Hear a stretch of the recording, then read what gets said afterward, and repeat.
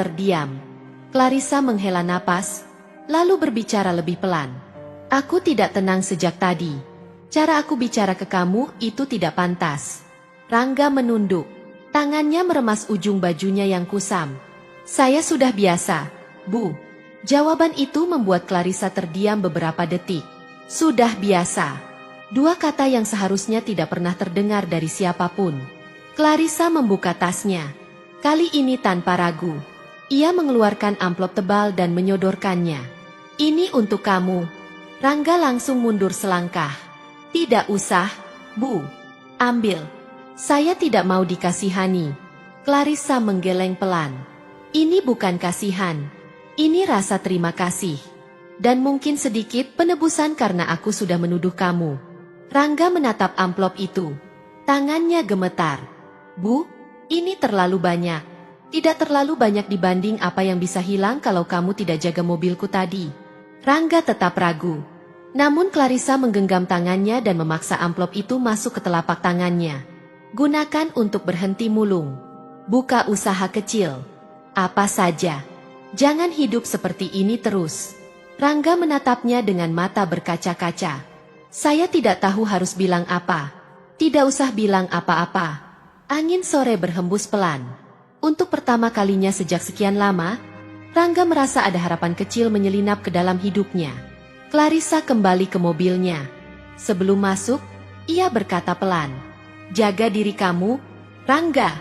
Mobil itu pergi, meninggalkan Rangga yang masih berdiri memegang amplop. Beberapa detik ia hanya menatapnya. Lalu perlahan ia membukanya. Uang dalam jumlah besar memenuhi pandangannya. Tangannya gemetar lebih hebat dari sebelumnya. Ya Allah, air mata jatuh tanpa bisa ia tahan. Dengan uang sebanyak itu, ia bisa menyewa kamar kecil, bisa beli gerobak, bisa jualan gorengan, bisa berhenti tidur di jalan. Ia duduk kembali di tepi sungai, memeluk amplop itu erat-erat. Namun kebahagiaan itu hanya bertahan sebentar. Terdengar suara langkah cepat dari belakang. Rangga menoleh. Seorang wanita paruh baya berdiri dengan tangan berkacak pinggang. Wajahnya tajam dan penuh curiga. Namanya Marlina. Kamu lagi? Rangga langsung berdiri. Iya, Bu. Ngapain kamu di sini? Dari tadi aku lihat kamu pegang-pegang sesuatu. Rangga buru-buru memasukkan amplop ke dalam bajunya. Tidak apa-apa, Bu. Marlina menyipitkan mata. Tunjukkan. Tidak ada apa-apa, Bu. Marlina melangkah cepat, menarik kerah baju Rangga dengan kasar. Jangan bohong sama aku. Amplop itu terjatuh ke tanah. Uang berserakan sebagian keluar. Mata Marlina langsung membelalak. Dari mana kamu dapat uang sebanyak ini? Dikasih orang, Bu.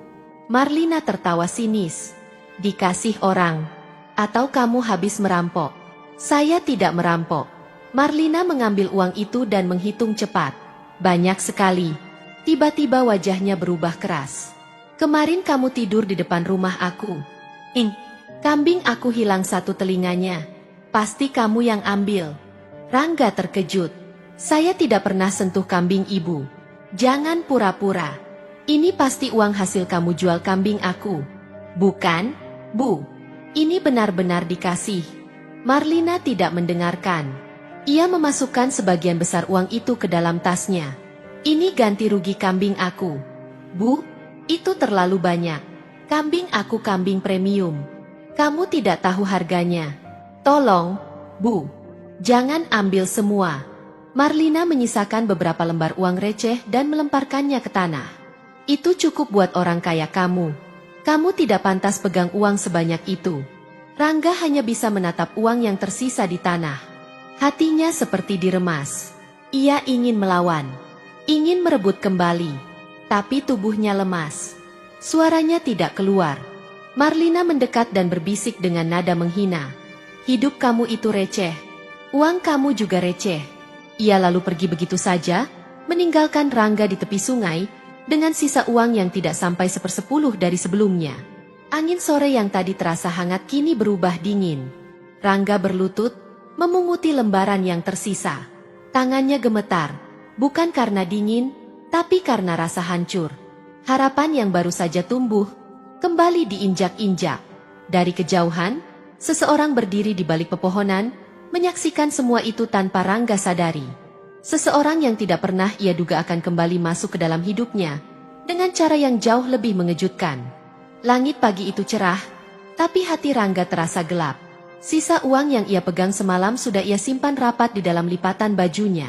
Jumlahnya sedikit, tidak cukup untuk membuka usaha, tidak cukup untuk mengubah hidupnya. Ia kembali memanggul karungnya dan berjalan menyusuri jalan desa seperti biasa. Wajahnya lebih pucat dari kemarin. Tatapannya kosong. Sesekali ia berhenti, memungut botol plastik dari selokan. Lalu melanjutkan langkah tanpa tujuan pasti. Menjelang siang, kakinya membawanya ke arah pemakaman desa. Tempat itu selalu sunyi. Tidak ada yang mengusir. Tidak ada yang menuduh. Hanya batu nisan dan tanah merah yang setia diam. Rangga melangkah pelan di antara deretan makam. Ia berhenti di satu nisan sederhana, yang ket namanya sudah mulai pudar. Ia berjongkok, membersihkan daun-daun kering yang menutupi bagian atasnya. "Bapak, aku datang lagi." Suaranya lirih. "Aku belum jadi apa-apa."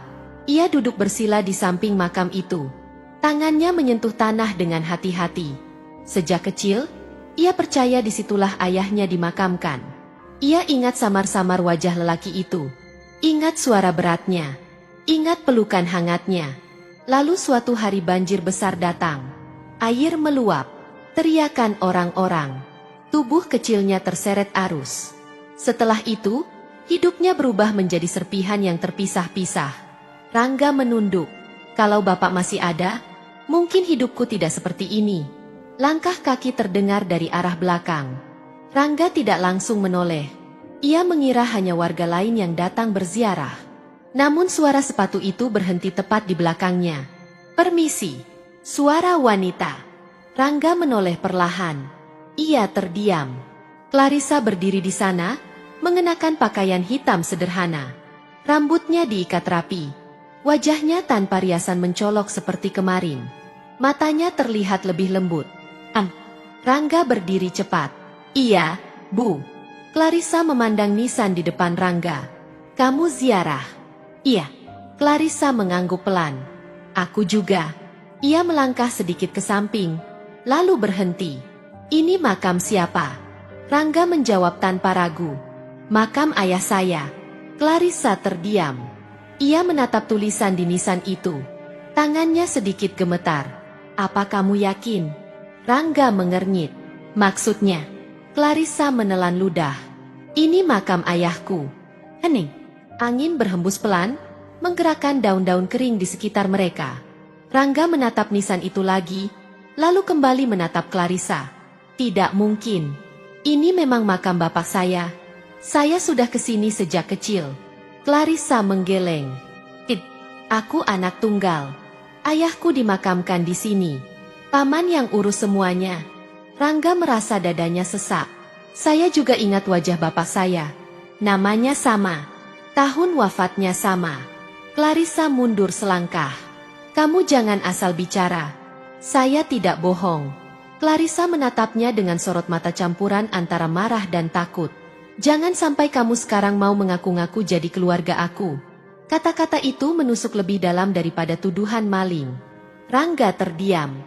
Ia melihat kemarahan dan kegelisahan di wajah Clarissa. Ia melihat ketidakpercayaan yang begitu kuat.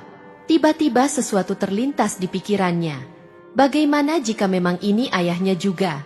Bagaimana jika masa lalunya yang terpotong-potong itu menyimpan rahasia yang belum pernah ia pahami? Namun melihat ekspresi Clarissa, ia tahu satu hal. Kalau ia memaksa sekarang, ia hanya akan dianggap penipu. Rangga menunduk. "Mungkin saya salah makam." Suaranya pelan. "Mungkin yang saya maksud ada di sebelah sana." Clarissa masih terdiam. Rangga mengambil karungnya. "Maaf kalau membuat ibu tidak nyaman." Ia melangkah pergi, melewati Clarissa tanpa menatap wajahnya lagi. Setiap langkah terasa berat. Di belakangnya, Clarissa masih berdiri di depan nisan itu. Jantungnya berdebar tidak menentu. "Tidak mungkin. Aku anak tunggal." Ia berjongkok di depan makam. Matanya memandang nama yang tertera di batu nisan. Tahun wafatnya benar. Nama ayahnya benar. Lalu kenapa pemulung itu juga mengaku?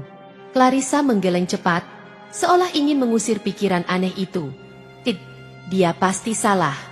Namun hatinya tidak sepenuhnya yakin. Sementara itu, Rangga berjalan menjauh dari pemakaman. Ia tidak menangis. Ia hanya merasa kosong. 2 kali ia dituduh. 2 kali ia direndahkan. Dan kini, ketika ia merasa ada kemungkinan hubungan yang lebih dalam, ia memilih mundur. Karena ia tahu satu hal. Orang miskin tidak pernah dipercaya. Di kejauhan, seseorang memperhatikan Clarissa dari balik pohon besar di tepi makam. Seorang pria paruh baya dengan wajah gelisah. Ia melihat Clarissa. Ia melihat Rangga yang menjauh. Dan ia tahu, rahasia yang ia pendam selama bertahun-tahun tidak bisa disembunyikan lebih lama lagi. Sore itu, Clarissa pulang dengan langkah tergesa. Pikirannya penuh, dadanya sesak. Bayangan wajah Rangga di makam terus muncul, bersamaan dengan kalimat yang membuat hatinya tidak tenang. Ini makam ayah saya. Sesampainya di rumah pamannya, Pak Dharma, ia langsung masuk tanpa banyak bicara. Tasnya diletakkan begitu saja di meja ruang tamu. Paman, Pak Dharma yang sedang duduk mengupas pisang menoleh. Kamu sudah dari makam. Clarissa mengangguk cepat. Paman, tadi ada pemulung di makam. Dia bilang itu makam ayahnya juga. Tangan Pak Dharma terhenti di udara. Apa? Clarissa mendekat. Dia yakin sekali. Nama dan tahun wafatnya sama. Dia bilang sejak kecil sering ke sana. Wajah Pak Dharma perlahan berubah pucat. Clarissa memperhatikan perubahan itu. Paman kenapa diam? Pak Dharma menarik napas panjang, lalu meletakkan pisang di atas piring.